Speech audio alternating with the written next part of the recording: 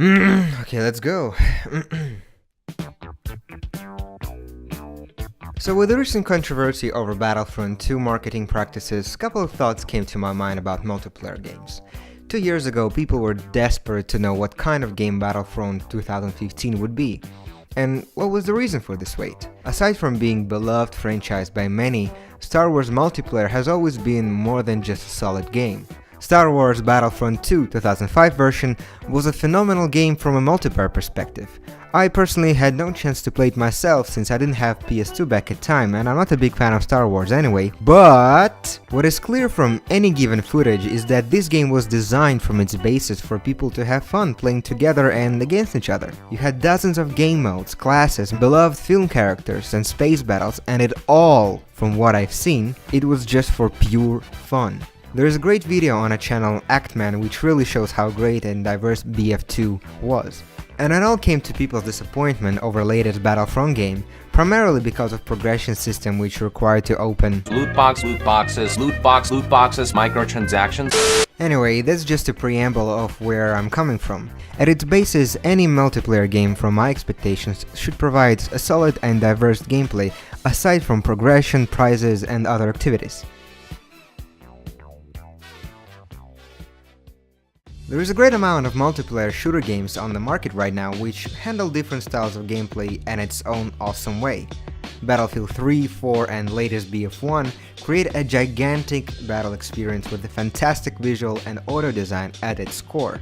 Overwatch is fantastic with its hero-based conquests, special abilities and fantastic design choices. Rainbow Six Siege, with its magnificent resurrection after poor launch, might be the best, I'd say, condensed multiplayer game on par with CSGO. Ghost Recon Wildlands with its big open segments and great customization, but still not this one. They call themselves the Ghosts. And also PlayerUnknown Battlegrounds on PC with an absolute blast of player population and interesting game mode at its core. Let's not mention its launch on Xbox One, okay? I have to also mention The Last of Us multiplayer, which had surprisingly deep and intense combat, a high reliance on teamwork and personal skills. I have probably not mentioned many other great team-based shooters, so sorry for that. With this thought in mind, it begs the question, is there a multiplayer game which combines those different approaches to its gameplay options I've mentioned? A game which requires a lot of skill but at the same time isn't abusive to newcomers and has a very strong learning curve, which at its basis is a military shooter but also has its own cheesy, quirky and very memorable gameplay scenarios. Is there a multiplayer game which also has tons of game modes to compete at, but at the same time being very cozy and comfortable just to hang around? A game which can be played both in a serious tone or as an evening tea break. A game which has, a part of your personally created soldier, legendary characters with their own special abilities, personalities and background story. A game which combines shooting mechanics, extensive martial arts, and always tests your patience, skills and encourages teamwork. I have to say, this game exists. Here I present you Metal Gear Online.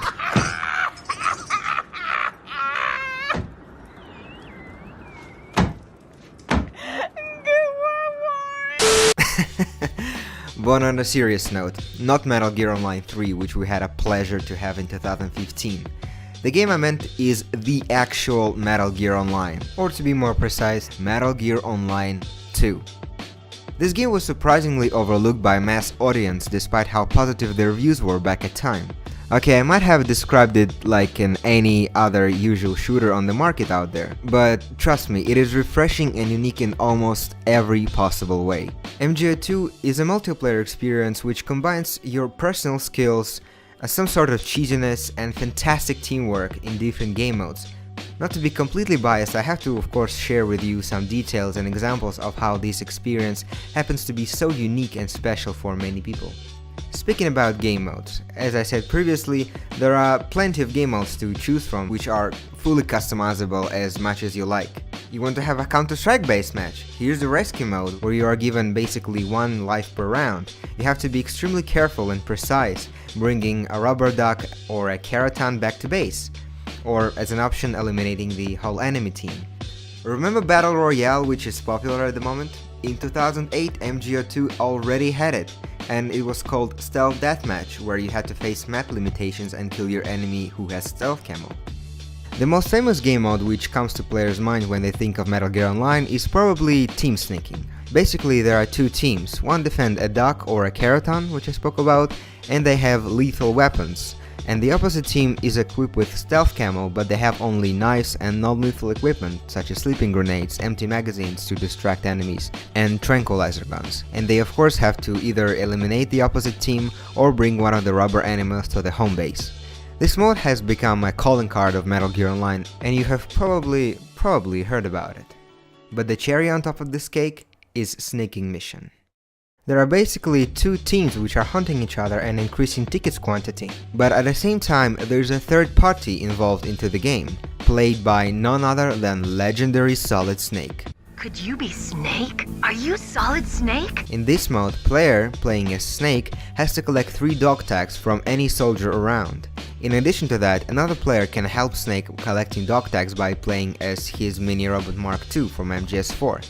Snake himself is a formidable soldier with upgraded skills and gun handling, CQC performance and speed, and he also has Octocam, which allows him to be completely invisible on the battlefield. So the opposite team also tries to kill Snake 3 or 4 times. The option of course is customizable as much as you like. This makes up for absolutely astonishing and intense gameplay scenarios which are unforgettable once you try them.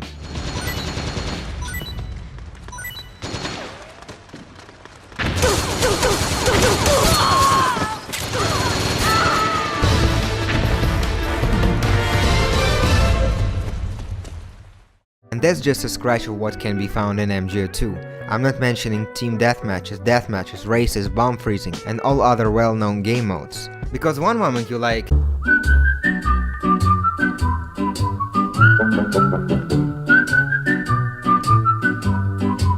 or simply go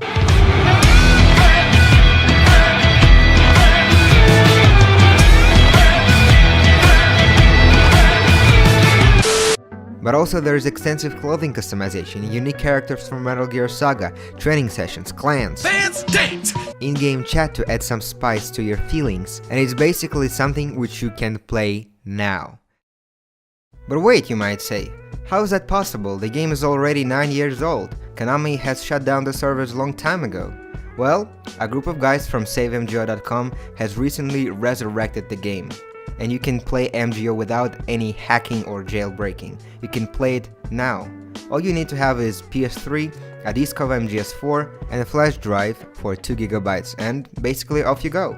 So if you are interested in those premises, in those gameplay details I mentioned, this might be the game you might enjoy. I think these well-structured and diversified multiplayer games should be praised, and they deserve proper support. So if you never tried it, I really want you to.